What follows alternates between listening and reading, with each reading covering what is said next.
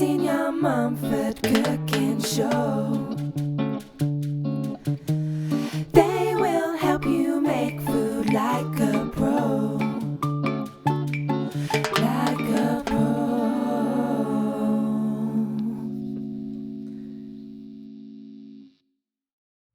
Welcome to the first edition of the Senior and Junior Cooking Show.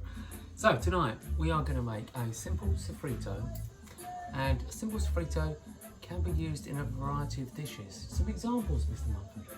Well, that includes chilies, curries. It's a great base for soups if you want to make tomato soups, sort of carrot coriander soups.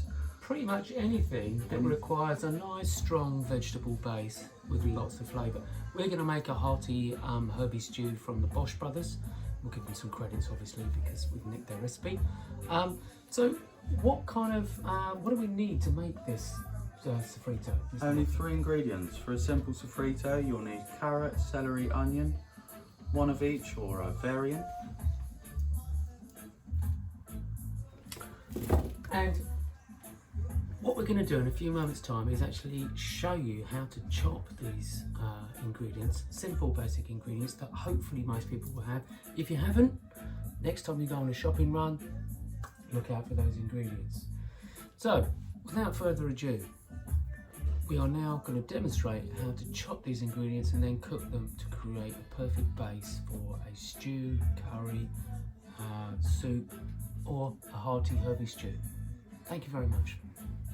Okay, so here we are. Junior is doing the chopping because, as everyone knows, he's the best at this kind of thing. At the moment, you'll notice that he is now chopping his onion in half.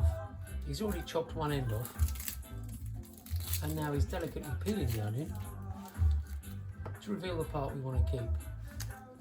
You know, it's slightly off camera. He's putting all his debris from his onion into the bowl. As we move through the process of peeling these onions, you'll notice he's not wasting much onion. We're using onions here that we just happen to have. These are those kind of banana onions, and we're only using those because that's the only ones we kind of had access to be perfectly honest with you. So, chopping technique here, Mr. Munford. What are we using here? This is known as the tunnel or the bridge. Tunnel or bridge. Students should remember this because we taught you this from year 7. I'm also using my finger to hold each slice as I'm doing. If you can't see that, I'll just sort of rearrange. Like so, you're sort of, as you slice, you're holding each bit together. Not essential, but useful. Okay, so are we hoping to achieve a kind of even, kind of diced effect with these onions? Very even as possible to ensure that we cook everything perfectly. I mean, you know, we probably should tell viewers this really. Why are we trying to get these onions, carrots, celery diced in this way? What's the purpose of this? Just in case anyone at home listening isn't actually aware of this. It's really to make it very fine so the flavour spreads out, and also it looks pretty damn good. That's one very important point. All about beautiful appearance here on the Senior and Junior Cooking Show. Look at the ease in which that knife is pulling through that onion. Sharpen your knives. Always got to say sharpen your knives. Okay, so we have one onion chopped. Okay, we've got several onions here, but you really only need the one. You can make a big batch of sofrito if you want to kind of keep it, freeze it. Can last for a long time if you freeze it. Okay, so we're now delving into the carrot. Any advice here on the carrot, Mr. Munford? It's important with the carrot, right, is that it rolls as you're holding it, so keep a firm grip on that. You can't really see with the camera, but I'm holding with quite a lot of force. And I'm just doing vertical cuts. And then one slice through the middle. Okay, yeah. Using the tunnel again, a little bit of claw as well. Claw at this point is important. You'll notice I'm making them exactly the same size. No measuring tape required. As the onions. Just by eye. Mr. Munford being an expert in this field, so you know, don't be too hard on yourself. If you can't get them exactly the right size, not a big deal. Just a reasonably small size. Would you agree, Mr. Munford? Reasonably small size, yeah. Perfect. And you could say I'm cutting these into little sticks or batons.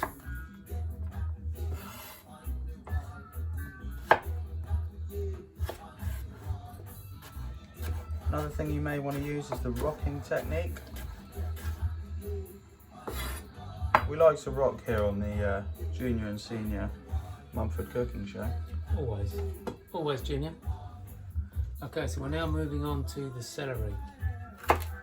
Cutting any odds and ends off, anything that's a bit sort of woody and kind of, see it's not quite right now. That doesn't look very nice. Yeah, we'll discard that. That'll be chewy. And then, again, you want to cut these into sticks. Make sure you're sort of measuring with the eyes as you're going. No measuring tape required.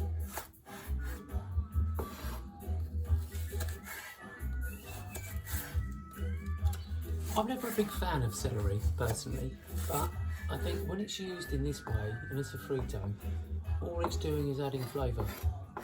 You'd never catch me eating a stick of celery, but in a sofrito, celery is an essential ingredient.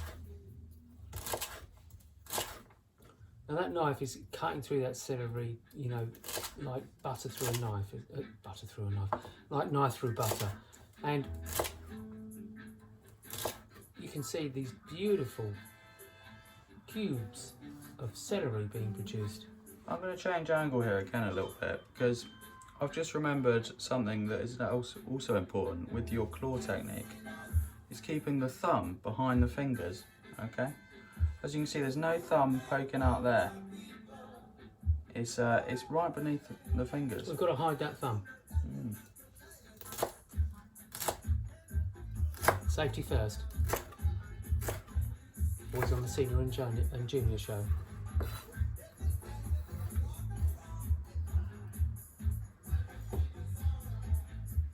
Voila.